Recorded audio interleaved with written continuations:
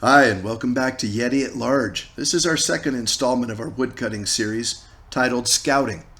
We're going to go out and try and find some wood to cut.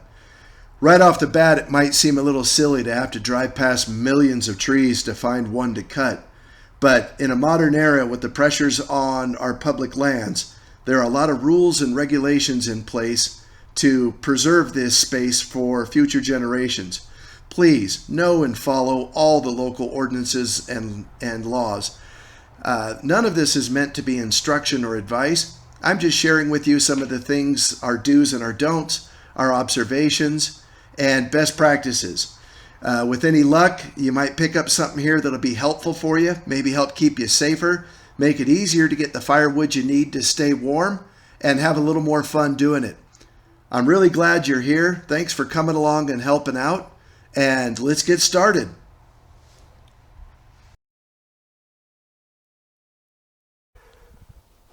Typical dirt road. Level, smooth, good clearance. They're not all like this. Make sure before you go into an area that you know where you're going, how to get back out of there, where you're going to turn around, and what the road condition is like. I personally pull a trailer when I'm cutting wood, so I need to know that I have good turnaround areas in order to not get myself into a place where it's going to take a lot of work to get turned around. If you do have to turn around on a narrow portion of road, find a slight uphill that will accept your vehicle, back into it, stop, turn your wheels all the way, and then roll back out. If you come across a puddle in the road, four-wheel drive etiquette requires you drive through the center of it to prevent damage and widening the road. You don't want to travel too fast. Take your time. Know the capacities of your vehicle. Here's an example of when people go around puddles and it widens the road and creates damage that likely won't be repaired anytime soon. If you do go through the puddle, try not to travel at such a rate of speed that it ejects all the water out of the puddle. When it dries up, you want all that dirt and the mud to settle back into the road. We knew what was at the bottom of this. We knew our vehicle's capability, and with a little bit of momentum, we were able to roll right through. The forest is home to more critters than you could imagine. All of them just want to be left alone and nothing to do with you. This particular snake is of no harm to you at all. This one is. Both deserve your respect. Other users in the forest include humans. You see that these equestrian riders will pause for a second, looking for an acknowledgement to see if it's okay to come past. When you encounter other users in the forest, take the initiative to be respectful first. Shut your saws down, make sure your dogs are contained, and gently talk to people on horses as they go by. Helps the horse know you're not a threat. Please pick up all the garbage you find, carry an empty trash bag with you, and haul it out of the woods. If you bring your dogs like I do everywhere, make sure that your dogs are not harassing and menacing the wildlife. Make sure you have enough water for them, and if you're going to be running chainsaws, make sure that they're not going to be frightened and run off by the sound of the chainsaws. This dog here loves her mama more than you can imagine, and she's hating the fact that we're in two different locations. I tell her to go back and see her mom in just a second, and she's off like a rocket. We all love our mama.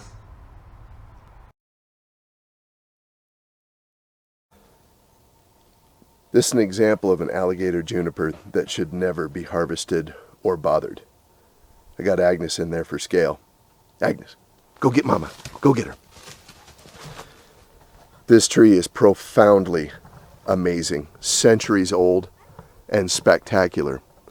They're under a tremendous amount of threat because furniture builders covet this wood, and it is very difficult to harvest it legally. Don't ever cut a branch off these trees. Don't ever bother them if they're outside of the size restrictions.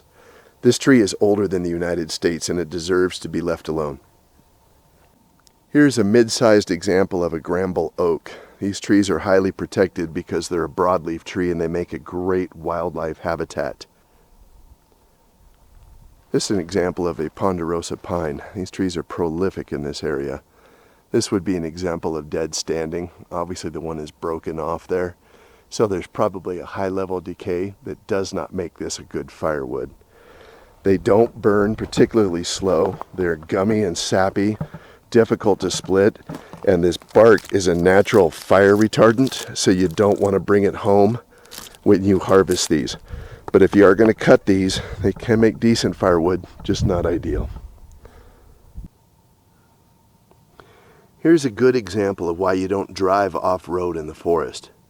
These are the origins of cryptogamic soils that take centuries to establish themselves and prevent erosion.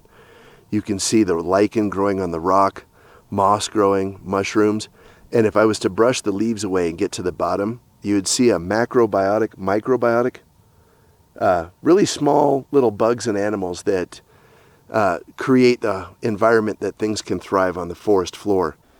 And if you look carefully around you in the woods, you'll find little secrets. This plant here is pretty rare, and when it's fresh and growing, it grows bright red, which tells me it's a dangerous customer.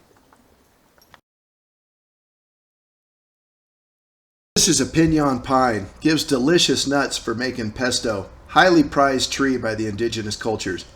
I don't cut them often, but I love this one because it looks like a field goal post. It's up! It's good! If you're going to invest a whole day in cutting wood, and you don't come out and just lay down on the ground when you're having lunch and take a moment, I think you're missing the whole point.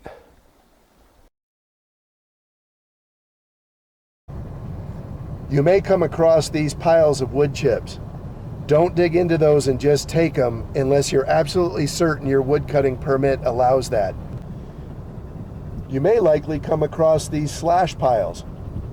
These are more than likely intent to be burned when they're old enough and the season is right. Don't pull these apart to cut wood. As you see, there's a good chunk of ponderosa pine sitting up there that might be tempting to put in your fireplace. Please be very respectful of the stock tanks. You may live in an area that's typically very dry, and livestock and wildlife, their life may depend on the access to these. Many of your wood collecting permits are going to have restrictions on how close you can cut towards a stock tank. Anytime you see paint on a tree, the general guidelines are likely that it is not to be disturbed. So here's evidence of waste, and this is a shame. Someone else cut this earlier. This section they left behind is some of the best firewood of the tree. There is absolutely nothing wrong with this diameter of branch. When you're at home and the fireplace is going and you put 4 or 5 of these in, that's very good wood. Please don't waste this. While we were filming that woodland pine drop, I looked down and realized one of the best kept secrets for camping was right under my feet. These are effectively what would be a knot in a piece of wood. It's where the branches come out of the tree. The rest of the tree is rotted away, and these things are still sitting here, hard as oak. These will burn in your campfire all night. All you got to do is pick them up. Don't waste your time cutting wood when you're camping to build a campfire. Just look for those knots. So a dead standing Granville oak, no signs of life on it. However, this tree grossly exceeds the size restrictions. It's just far too large. There's a high probability this will become a wildlife tree. But if you look right behind it, something that would be eligible to harvest and does appear to be dead standing. This is an excellent firewood candidate right here. But again, take note, how far from the road are you and how difficult will it be to get it loaded? There's a creek in between us and there, and that represents a lot of work. And here is another great indicator if you're going to be a steward. Come out early season and look for those broken branches. That's an oak tree. That's likely snow damage, which means that big giant branch laying on the ground below it has a lot of great oak in there, and it's not rotted away yet, so it'd make good firewood. Never cut a dead branch off a living tree. You'll introduce disease and likely kill it. Never leave a stump more than 6 inches of height in the forest. None of these stumps I'm showing you here were probably legal to harvest. Fewer things make me madder than to see the damage other people do. I have spent entire winters just collecting these stumps to heat my home. It's the best wood of the entire tree. Follow the rules and follow the regulations. There's plenty of wood out there to harvest if you're willing to do it right. Under this stump, I found one of the most beautiful things I've ever seen in the forest. Can anybody tell me what they think that looks like? Please leave your answer in the comments below. So we're driving down the road and I scout a tree that's dead standing. It's the right species that I want, and it looks like it's going to be close on the size measurements. It's close to the road. It's uphill from the road, so it's checking a lot of boxes. But let's try to check for any sign of life on this tree. And I'm not seeing a thing, but I will check it from multiple angles. But more importantly, once we've established it's a dead tree, does it meet the size requirements? This has to be measured 6 inches off the ground for this species, and I'm allowed to have a diameter of 18 inches, which means I can have a circumference of 57, and this circumference is 55 and a half with an honest measurement 6 inches off the ground. I am astonished that this tree is eligible to cut, humbled, because alligator juniper are just profoundly beautiful, and now a little panic stricken. I need to get my button gear and get back out here with my gear and get it before someone else takes it. Alrighty, so we found an oak tree today and an alligator juniper. May not sound like a lot of wood. These aren't giant trees, but they're within the size limits. They're dead standing, they're in a good location, and they're highly harvestable. This is what being a good steward means, a little extra work. Now let's get our button gear, go get our gear, and come back here and get these trees cut. Thank you for joining us and helping out today at Yeti at Large. If you made it this far, enjoy a couple of moments of meditating creek sounds, interrupted by a psychotic blue heeler.